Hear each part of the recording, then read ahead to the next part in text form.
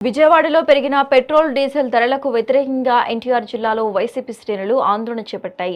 YCP అధ్యక్షుడు దేవినేని అవినాష్ ఆధ్వర్యంలో ఎడ్లబండిపై బైకులను ఎక్కించి లాగుతూ వినూత్నంగా నిరసన తెలిపారు. కూటమి ప్రభుత్వం ఇంధన ధరలను లీటర్కు ₹3 పెంచి సామాన్యుల నడ్డి విరిచిందని అవినాష్ మండిపడ్డారు. పాదయాత్రలో పెట్రోల్ ధరలు తగ్గిస్తామని హామీ ఇచ్చిన లోకేష్ ఇప్పుడు సైకిల్ తొక్కాలంటూ షో చేస్తున్నారని విమర్శించారు. చంద్రబాబు ప్రభుత్వం తక్షణమే కేంద్రంపై ఒత్తిడి తెచ్చి ధరలను తగ్గించాలని డిమాండ్ చేశారు. కూటమి ప్రభుత్వం అధికారంలోకి వచ్చిన తర్వాత మరీ ముఖ్యంగా సామాన్య ప్రజానికం నడ్డి విరిచే విధంగా ఈ 2 సంవత్సరాలుగా వాళ్ళు పరిపాలన చేస్తాం జరిగింది.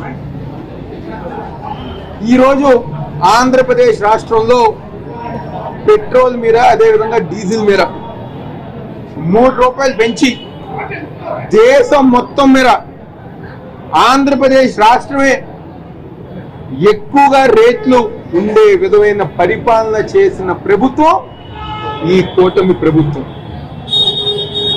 ఇదే నారా చంద్రబాబు నాయుడు గారు, ఇదే నారా లోకేష్ గారు ఆ రోజు ఎన్నికలకు ముందు లోకేష్ గారు ఆయన ఒక యువగలం పాదయాత్ర సమయంలో